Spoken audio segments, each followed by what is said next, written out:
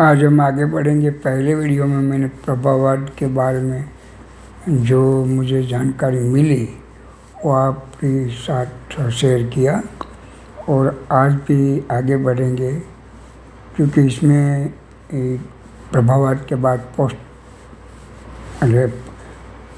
प्रभाववाद या post impressionism आता है, उसकी भी बात आगे करेंगे। तो अभी मैं थोड़ा सा बाकी आगे वाला रहा उसके बारे में बात रजू करता हूँ। चित्रकारों ने त्याग व परिश्रम से अपने कला विषयक सिद्धांतों को प्रस्थापित किया। उनकी कलाकृतियां बिकने लगी एवं प्रभाववाद का विदेशों में प्रसार होकर उसको अनुयायी मिले। किंतु जब एक तरफ प्रभाववाद का प्रसार हो रहा था, दूसरी तरफ कुछ चित्रकार उससे असंतुष्ट होकर अभिव्यक्ति की नई शैलियों की खोज में लगे थे। ये चित्रकार सोरा, सेजान, वान गो व गोंग थे, जिनको कला के इतिहास में उत्तर प्रभाववादी नाम से वर्गीकृत किया गया है। उत्तर प्रभाववाद किसी कला विषयक वाद का नाम नहीं है, न उत्तर प्रभाववादी चित्रकार किसी समान ध्येय से प्रेरित थे। उनमें एक ही समानता थी कि वे सब प्रभाववाद से असंतुष्ट थे। प्रभाववाद के उत्तरकाल में उन्होंने वैयक्तिक विचारों के अनुसार कला को नए मोड़ दिए, जिस कारण वे उत्तर प्रभाववादी कहलाए। उत्तर प्रभाववादी चित्रकार प्रभाववाद से इस कारण से असंतुष्ट थे कि उसमें वास्तव सृष्टि के बाह्य सौंदर्य के चित्रण के अतिरिक्त मौलिक सर्जन का आनंद नहीं मिलता, न वे उसके द्वारा अपनी वैयक्तिक भावनाओं की पूर्ति कर सकते हैं। आज हम उत्तर प्रभाववादी चित्रकार पोल सेजान के बारे में जानेंगे। अन्य उत्तर प्रभाववादी चित्रकारों की अपेक्षा सेजान का 20वीं सदी की कला पर अधिक क्रांतिकारी प्रभाव पड़ा, अतः उनको आधुनिक कला के जन्मदाता मानते हैं। उनकी कला में आकार सौंदर्य पर बल दिया गया है। सेजान के लिए रंग आकारों को सामर्थ्य देने का साधन था, और उनका विश्वास था कि आकारों की स्पष्टता देने का कार्य रेखा की अपेक्षा रंगों से अधिक सफलता से किया जा सकता है। वे कहते थे, रेखा व रंग भिन्न नहीं है। जब रंग सबसे योग्य होता है, आकार भी सबसे उत्कृष्ट होता है। सेजान के आरंभ के चित्रों की रंगांकन पद्धति स्वच्छंद व रोमांचवादी है, वह उनमें गहरे रंगों का अत्यधिक प्रयोग है। उसके बाद कुछ साल तक प्रभाववादी अंकन पद्धति से कार्य करके फिर अपनी व्यक्तिगत शैली का उन्होंने विकास किया, जो बहुत ही क्रमबद्ध व सुसूत्र था।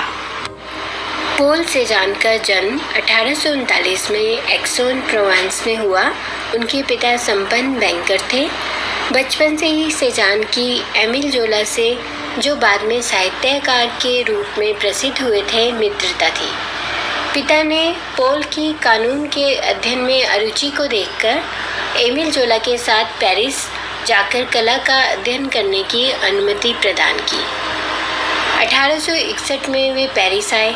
यहाँ वे अकादमी स्विस में भर्ती हुए व वहीं उनका मोने व पिसारो से परिचय हुआ। पिसारो ने उनका काफ़ी मार्गदर्शन किया व अन्य प्रभाववादियों से परिचय कराया। पेरिस के जलपान गृहों में होने वाली उनकी चर्चाओं में सेजान भी उपस्थित रहते रहे, किंतु अधिकतर मौन रहकर श्रोता की भूमिका निभाते। वे अत्यधिक कोमल हृदय के थे, और यदि उनको विवश होकर बोलना भी पड़ता तो यकायक भावनावश होकर बोलते थे। जिन्होंने उनको काम करते हुए देखा है, उनके कहे अनुसार कई बार सेजान एक लकीर खींचकर दूसरी लकीर खींचने से पहले 20-25 मिनट तक चित्र को गौर से देखते। कुछ चित्र उन्होंने महीनों तक अविरत परिश्रम करके बनाए हैं। सेजान ने वस्तु की स्वाभाविक आकार विशेषताओं की रक्षा करते हुए उसको लचीलापन देकर चित्रित करने का निश्चय किया। उन्होंने देखा कि छाया प्रकाश की अपेक्षा वस्तु की बाह्य सतह की वक्रता का विचार करके रंगों के हल्की व गहरी छटाओं को चुनकर वक्रता की अनुकूल दिशा में तुलिका से रंगों को थपथपाया जाए तो वस्तु के स्वाभाविक घनत्व का परिणाम दिखाया जा सकता है।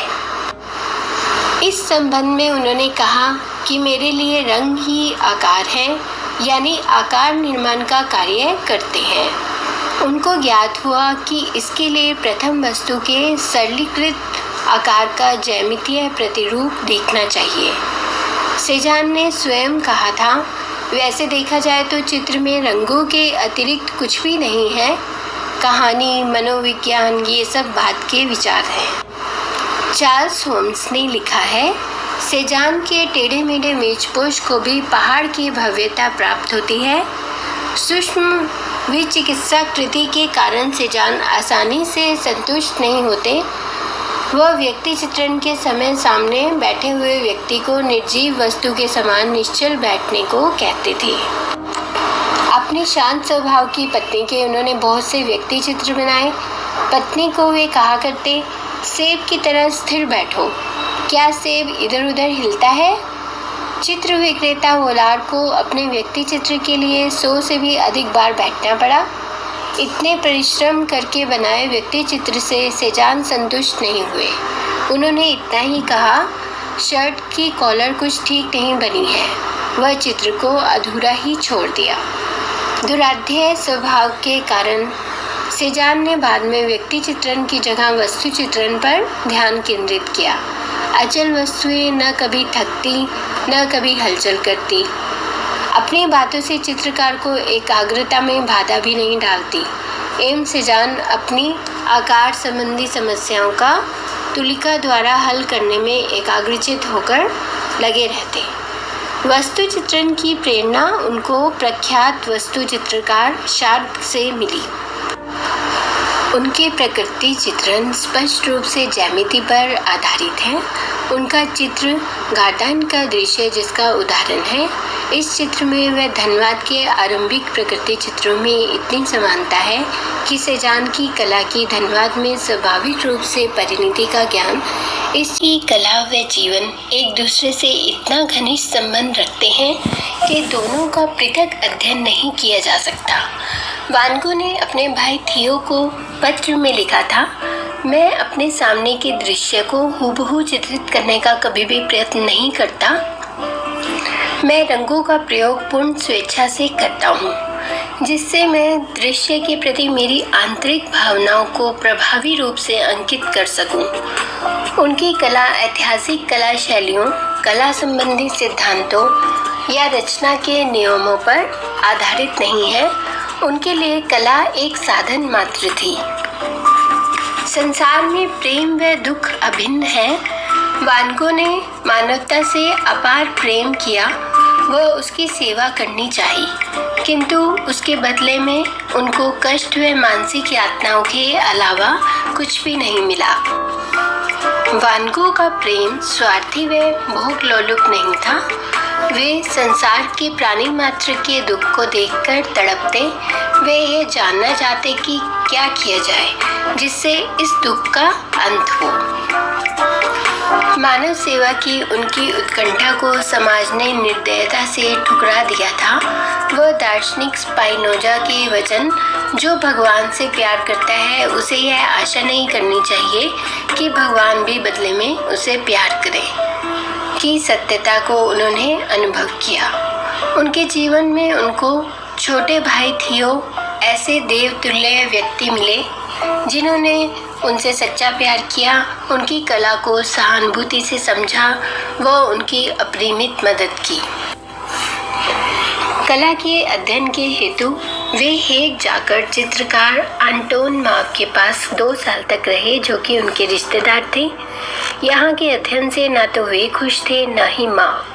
वे संग्रहालयों में जाकर रेमब्रांट के चित्रों का अध्ययन करते। अब वे चित्र के धार्मिक या सामाजिक महत्व के अतिरिक्त उसके कलात्मक गुणों की ओर भी ध्यान देने लगे थे। अपनी अल्प आमदनी से थियो उनको जो कुछ पैसा भेजते वह वान गो चित्रकारी में लगा देते। वह सारा समय चित्रकारी में व्यस्त रहते। इस काल के उनके चित्र मिले के समान अंकन पद्धति में स्वच्छंद, सरल व प्रभाव में सामर्थ्यशाली हैं।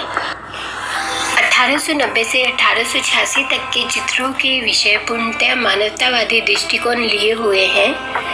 खान या खेत के मजदूरों के कष्टमय जीवन, अनाथालयों, गरीब बस्तियों एवं रास्तों के दृश्य चित्रों के मुख्य विषय हैं।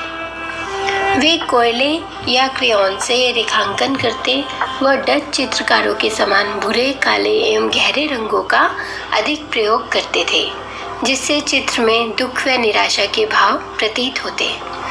वान गो ने देखा कि अब पेरिस में अधिक काल तक रहने का कोई मतलब नहीं था। उनके चित्र बिकते नहीं थे।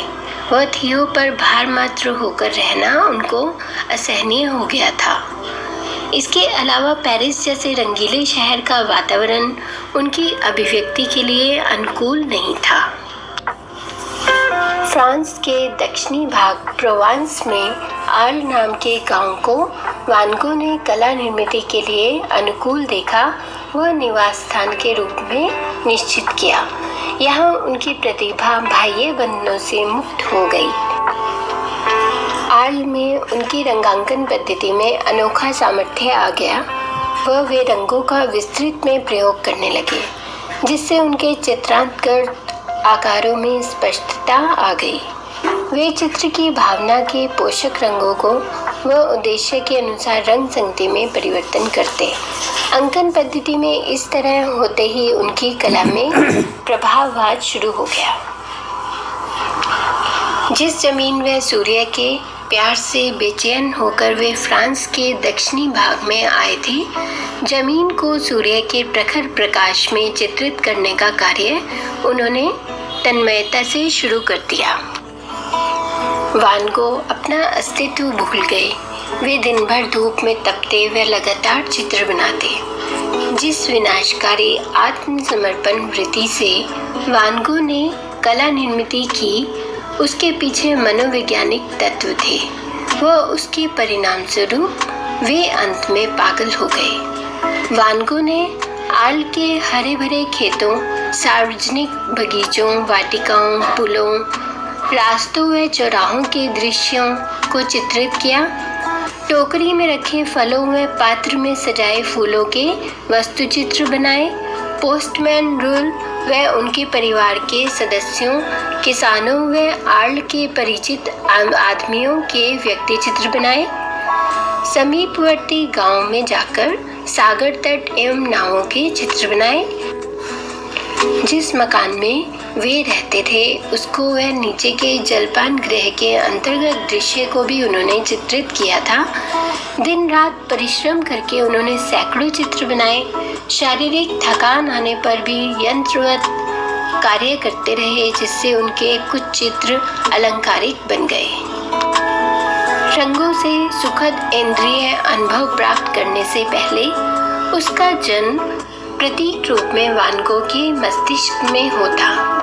वान गो ने रंगों के प्रतीकात्मक महत्व को जाना व देखा कि प्रत्येक रंग से किसी विशिष्ट भावना का उद्दीपन होता है, जैसे कि नीले रंग से शांति, लाल से क्रोध, पीले से स्नेह वगैरह। वे भावना के अनुकूल रंग संगति का प्रयोग करते। यह एक प्रकार से उनका रंगों का प्रतीकवाद था। वस्तु का आकार, विशेषताओं को स्पष्टता देने के हेतु वे ज्योतों की तरह अनावश्यक बारीकियों को छोड़ देते। वह जापानी कला का अनुकरण करके आकारों को बाह्य रेखा से अंकित करके सरलीकृत रूप देते। रंगांकन के समान उनका रेखांकन भी भावदर्शी व सजीव है। 20 साल की अवधि में वान गो ने 700 से अधिक रंगीन चित्र व 1000 से अधिक रेखा चित्र बनाए। आपने अभी जो सुना वो वान गो की खासियत, थोड़ा सा उसका जीवन और थोड़ी सी उसका सब्जेक्ट, विषय पर काम करना, ये बारे में। आगे पोल सेजान को भी आपने सुना। ये सब पोस्ट इम्प्रेनिस्ट आर्टिस्टों में ही मेन आर्टिस्ट जिसने ज़्यादा से ज़्यादा काम किया है, वर्क किया है। तो ये आर्टिस्ट एक को ईश्वरीय देन जैसे आर्टिस्ट है, नेचुरल आर्टिस्ट है।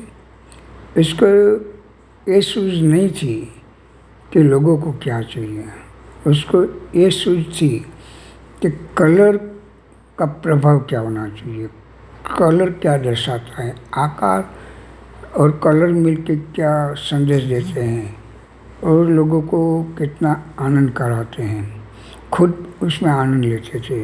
ऐसे ये सब इसकी स्टोरी में बात अलग अलग हैं, सब सोचते हैं वैसे सब प्रेजेंटेशन करते हैं। मैं भी ऐसे ट्राई नहीं कर रहा कि जो वान गोग ने किया वो मैं करूं, कि सजा ने किया वो मैं करूं, पर इससे प्रभावित तो मैं पहले से ही था।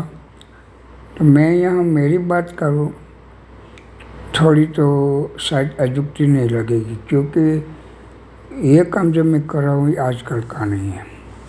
मैंने लैंडस्केप ऑन द स्पॉट करना स्टार्ट किया बड़ौदा फाइनेंस में आने के बाद, और जब मैं फर्स्ट ईयर में था तब तो इतना मेरा ही जो घर थी गांव में जो फ्रीली वर्क करता था, डेकोरेटिव वॉल पेंटिंग जो कोई कहते थे उसको कर देता था, सिंपली कलर में यानी कंपनी कलर में या एशियन पेंट से लेके डब्बा लेके ही काम करता था।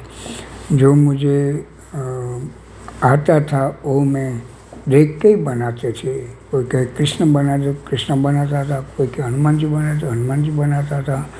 मुझे वो टाइम पे ऐसा कोई जहाज जो आज मैं कर रहा हूँ या बड़ौदा फाइनेंस करने के बाद जो किया वैसा वो टाइम पे नहीं था। और टाइम पे मेरी ज़रूरियात भी थी। और हाँ, अभी अंत आ गया है नेक्स्ट वीडियो में।